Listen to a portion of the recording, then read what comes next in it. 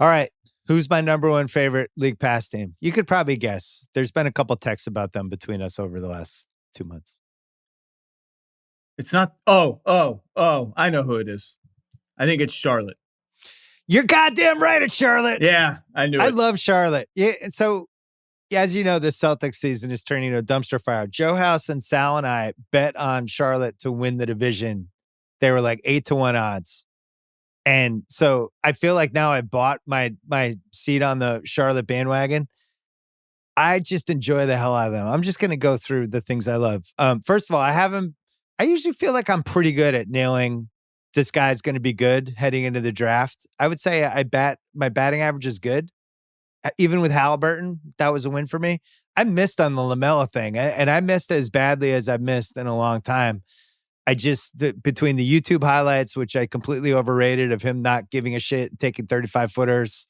I underestimated his rebounding and traffic.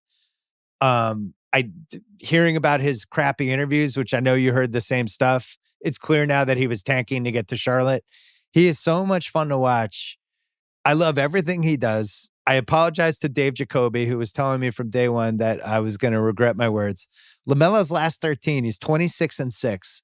Last night against the Suns, which is another team that's going to pop up my list, which a game I enjoyed the hell out of. Basically, they gave the car keys to LaMelo at the end of the game.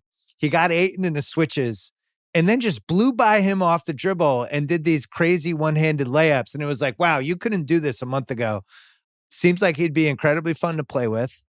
And I think he's going to be a real star. And he's the main reason I love watching that team. Were you surprised by LaMelo?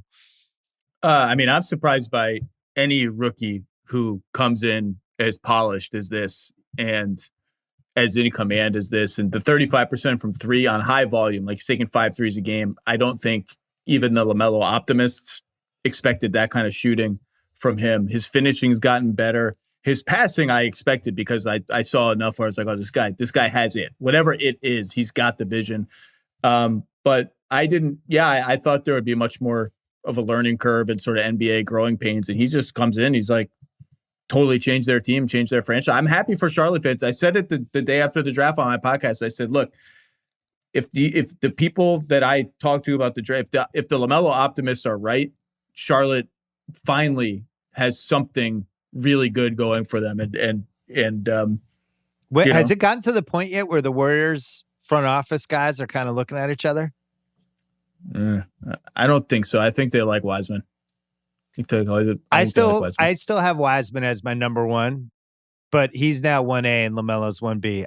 Heading into the draft, I had Wiseman, Halliburton, LaMelo, or probably or Edwards. I don't remember, but I had Wiseman, Halliburton 1-2. I think now I'd have LaMelo over Halliburton as much as I love Halliburton because there's superstar. For where Charlotte was as a team these last 20 years, for what they've been as a franchise, for their lack of star power, to have this guy who, for like my son's generation, is going to be, I think, one of the most identifiable NBA superstars, on top of the fact that he's fun to watch. Like that's the piece Halliburton's not going to be able to match. Like this guy is a put him on your posters, put him in your local commercials.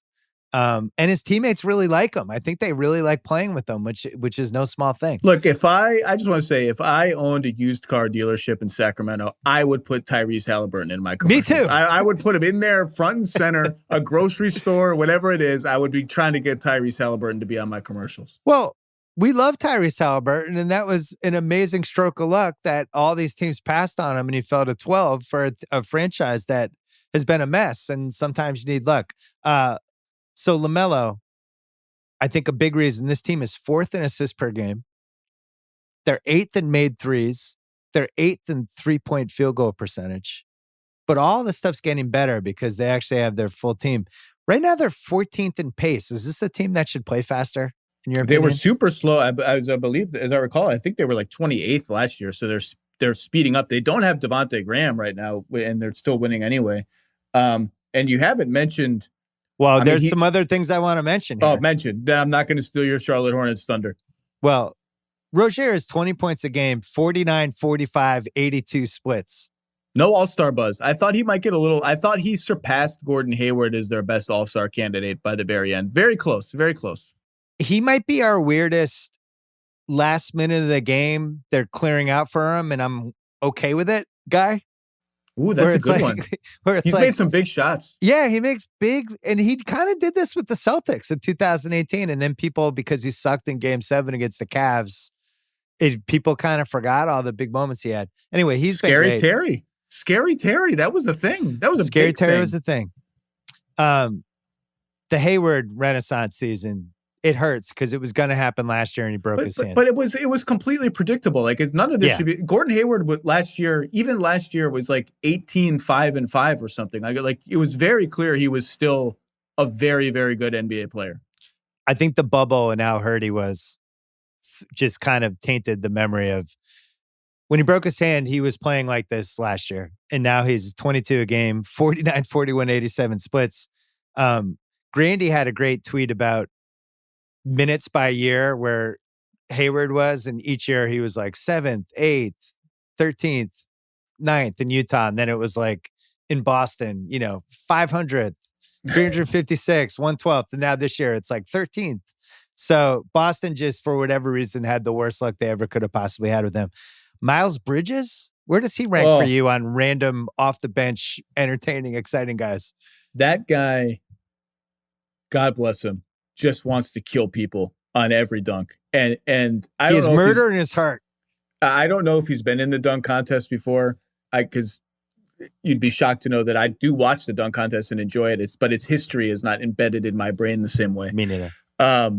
He is just a vicious dunker, and the chemistry he has with LaMelo. I don't know if I can really quite endorse the Airbnb nickname that people are trying to make happen for them. How about this? Can people stop trying to make nicknames happen? The whole point of nicknames is they kind of organically happen. If you're forcing them down our throats, they don't work. It's not bad. I think no, it sucks. We can workshop. There are some other ideas that should be workshopped, but he's fun. He's a good passer too. I've really enjoyed watching him, and they're fun. He's a momentum swinger along with this next guy, a guy that I've never quit on in my life, Malik Monk. I never gave up. Was wondering why the Celtics weren't trying to trade Semi Ojeleye for him a month and a half ago. He was exactly what they needed, a heat check guy who made some threes. You were the only person on planet Earth who even me, I can't imagine sitting there and having the thought of the Celtics really urgently need to trade Semi Ojeleye from Malik Monk enter my brain. It's like that's a sign of that's a problem. I trade machined it, and we actually had to throw in one more guy. It wasn't a straight up deal. It was like one more. It was like Carson Edwards also needed to be in it. I can just picture you sitting there. Yeah. Like your wife talking to you at dinner, and you're like, and I'm ignoring her. Yeah, I'm on the and in your head, you're like, Malik Monk. I think we can make that work. Well, Malik Monk's last 12 games, 15.7 points, 3.1 made threes per game, 47.4 from three. And the reason I bring up him and Miles Bridges together, and it's one of the many things that makes the Charlotte team so much goddamn fun, they're momentum changers.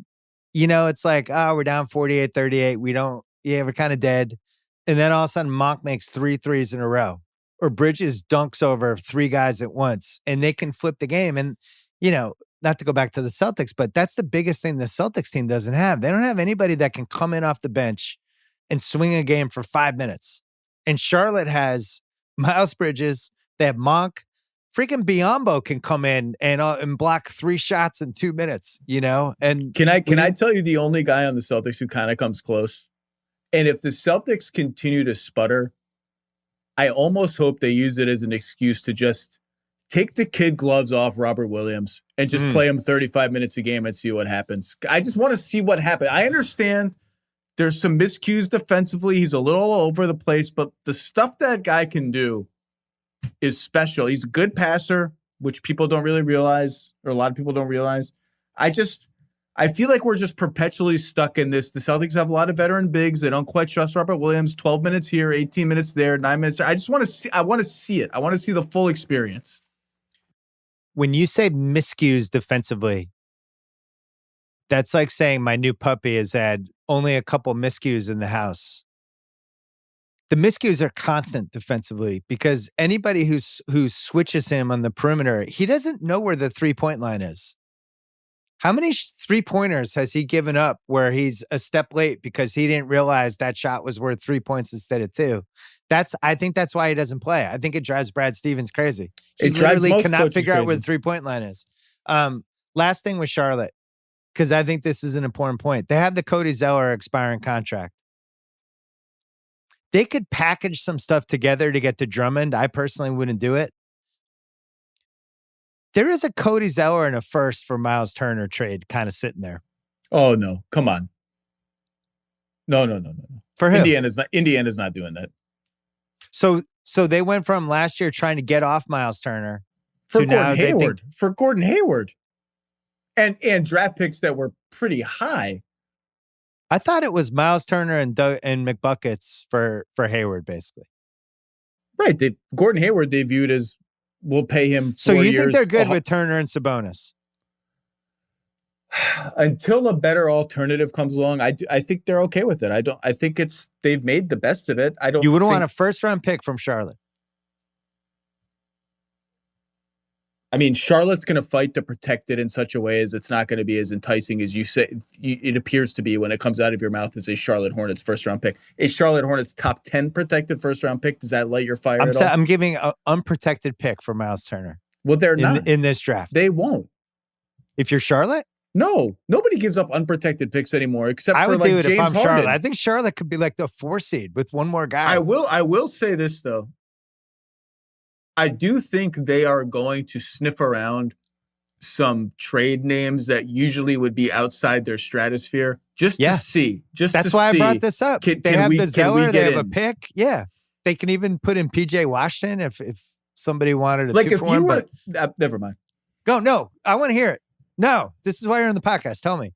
If you were them, and I just want to make clear, I'm just speaking theoretically. No reporting, no nothing. Listen, we're in a safe space, even if you shot down my Miles Turner trade in 2 seconds. We're in a safe space. Why would you not call Bradley Beal's agent and say, hey, just like, look at this. Does he would he like it here? Because if he would, like if he'd resign here, we'd be prepared to give up a whole lot of stuff for him. Or like, I'm just saying as an example, why wouldn't you? Where else are you going? I mean, you have LaMelo Ball, you have all your picks. Like, I would at least place the call. Again, this is no reporting. This is just my reckless. You're so afraid of the aggregators. So you're saying they call and they say, Rozier, Zeller, and everything. We'll give you everything. 8 first-round picks. Everything but LaMelo. 4 firsts, 4 swaps. We'll try to keep Miles Bridges and a couple other young guys, but like let's see what we can do. That's a lot more fun than Miles Turner. I was trying to figure out how they could get, because the Zeller Biyombo combo is what keeps them from being actually interesting in a playoff series. I feel like Cody Zeller, I have a 10 things item about this that I'll never write because it's Cody Zeller and not enough people care. I feel like he's 3 inches off on every layup. Like every layup just rolls around the rim and falls off. It's just he's 3 inches away from averaging like 17 points a game and they all miss. Well, it seems like this team has great chemistry. And it does seem like he's a part of that. It seems like everybody likes it. Anyway, that was my number 1 team. James Borrego's a good coach, by the way. James Borrego, if that team ends up actually winning their division, I mean, Utah's coach is probably putting away coach of the year, but if they, I don't know, Borrego's on the list. All right, who do you have